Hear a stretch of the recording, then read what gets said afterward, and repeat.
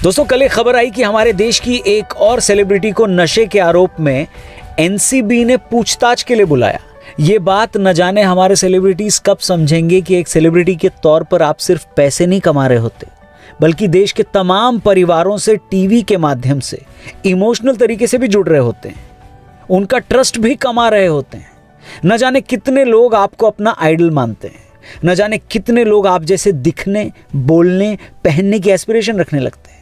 एक तरीके से आप अपनी ऑडियंस की जिंदगी का एक अहम हिस्सा बन जाते हैं। आप जिस साबुन को बेचते हो, आपका दर्शक उस साबुन को खरीदने लगता है क्योंकि वो आप पर ट्रस्ट करता है। आप जिस कोला को पी रहे होते हो, आपका दर्शक भी उसी कोला को पीने लगता है क्योंकि उसे उम्मीद रहती है कि आप सेहत को नुकसान पहुंचाने वाली चीज पी ही नहीं रहे होंगे।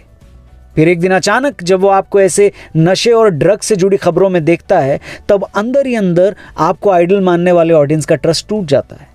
जिंदगी का एक बहुत बड़ा हिस्सा उसको फेक लगने लगता है।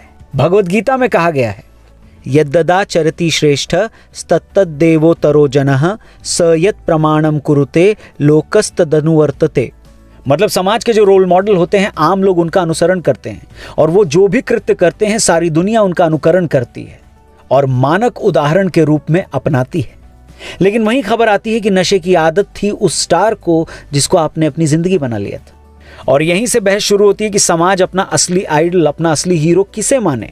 वो शख्स जो टीवी पर तो बुराई से लड़ता है लेकिन असल जिंदगी में बुराई के साथ खड़ा दिखता है, या वो साधारण लोग जो कभी टीवी पर तो नहीं आते लेकिन देश सेवा, समाज सेवा के असाधारण से काम अपने जीवन में कर रहे होते हैं।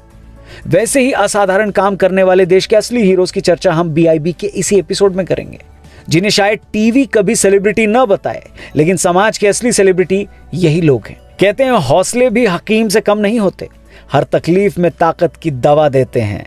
सियाचिन 22,000 फीट की ऊंचाई पर स्थित वो जगह जहां तापमान -40 डिग्री तक गिर जाता है, वहां पर हमारे सैनिक तैनात हैं। रोज वो एक नई दिक्कत का सामना करते हैं, उससे जूझते हैं। यहाँ कुछ लोकल लोगों को सेना में बतौर पोर्टर यानी सामान उठाने वाले के तौर पर काम दिया जाता है। वो सैनिकों के लिए जरूरत का सामान लाद कर 20 किलोमीटर चलकर मौसम की मार, बर्फ के तूफान समेत तमाम तरीके की दिक्कतें झेलते हुए आर्मी पोस्ट तक पहुंचते हैं। ऐसे ही पोर्टर्स में से एक हैं स्टैंजिन पद्मा, जो 10 साल से यही काम कर रहे हैं। अपनी जान की बाजी लगाकर इन्होंने हिमस्खलन के नीचे दब गए 2 जवानों को बचाया, जिसके लिए इन्हें जीवन रक्षक अवार्ड से सम्मानित किया गया। इनके जैसे कई पोर्टर हमारी सेना में काम करते हैं। हम यही कहना चाहते हैं आपसे कि आप भी देश के एक सैनिक ही हो, आप एक हीरो हो। आपके जज्बे को हम सब सलाम करते हैं।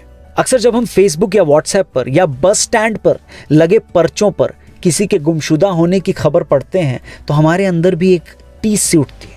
सोचिए कितना असहनीय दर्द होगा उन माँ बाप के लिए जिनके बच्चे उनसे हमेशा हमेशा के लिए बिछड़ जाते हैं।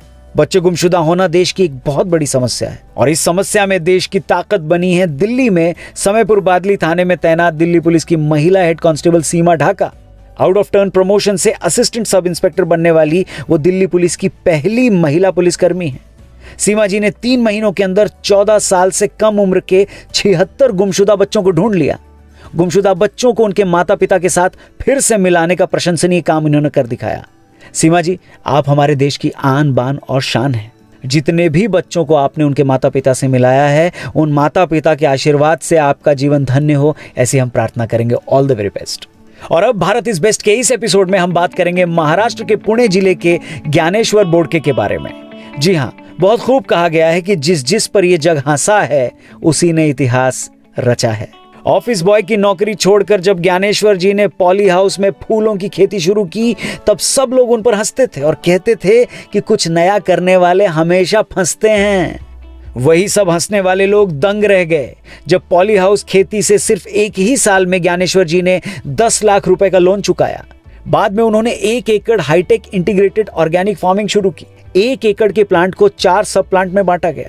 एक हिस्से का इस्तेमाल 12 प्रकार के फलों को उगाने के लिए किया गया, दूसरे हिस्से का इस्तेमाल विदेशी सब्जियां, तीसरे में दालें और चौथे हिस्से में पत्तेदार सब्जियां उगाने का काम शुरू किया गया। इस 1 एकड़ में 25 से 30 वैरायटी के सब्जियों और फलों को उगाया गया। इनमें से किसान 30,000 से 35,000 रुपए तक की कमाई कर ले, ऐसा सक्सेसफुल मॉडल तैयार किया गया, जिसकी वजह से वो बहुत मशहूर बन गए और कई किसानों ने इसे अपनाकर अच्छी कमाई करनी भी शुरू कर दी। आज उनके 1 एकड़ प्लांट की कीमत करोड़ों में आकी जाती है। उन्हें हाईटेक खेती के लिए नाबार्ड द्वारा राष्ट्रीय पुरस्कार भी मिला। नाबार्ड की मदद से ही ज्ञानेश्वर जी ने 11 अन्य लोगों के साथ मिलकर अभिनव किसान क्लब की शुरुआत की। इस क्लब का उद्देश्य है कि किसान की प्रोक्योरमेंट एक्सपेंसेस, ऑपरेशनल एक्सपेंसेस और डिस्ट्रीब्यूशन एक्सपेंसेस कम हों और फार्म टू होम यानी डायरेक्ट सेलिंग से सभी किसानों को उनके उत्पादों के उचित दाम मिलें, जिससे सबका कल्याण हो और सभी किसान आत्मनिर्भर बने। देखते ही देखते इसमें किसानों की संख्या बढ़ने लगी, जो आज तकरीबन 1.5 लाख हो गई है।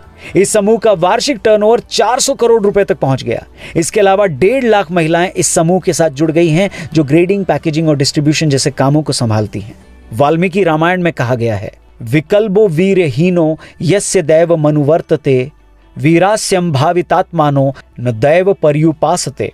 यानी जो कायर है वो केवल भाग्य पर निर्भर रहते हैं, मगर स्वाभिमानी और शूरवीर भाग्य की परवाह नहीं करते। ज्ञानेश्वर जी के परिश्रम से आज अभिनव किसान क्लब का प्रभाव भारत के कई राज्यों में फैला हुआ है। इनसे प्रभावित होकर महाराष्ट्र के मुख्यमंत्री ने ज्ञानेश्वर जी को आमंत्रित भी किया है और इन्हें बताया है कि इस मॉडल को महाराष्ट्र के सभी गांवों में लागू करना है। बड़ी खुशी की बात तो यह है कि इनमें से लगभग सभी किसानों के बेटे इनके माता पिता के साथ खेती ही करते हैं। ज्ञानेश्वर जी, हम उम्मीद करते हैं कि आपका ये कार्य नई ऊंचाइयों को हासिल करे, जिससे भारत के सभी किसान आत्मनिर्भर बन सके।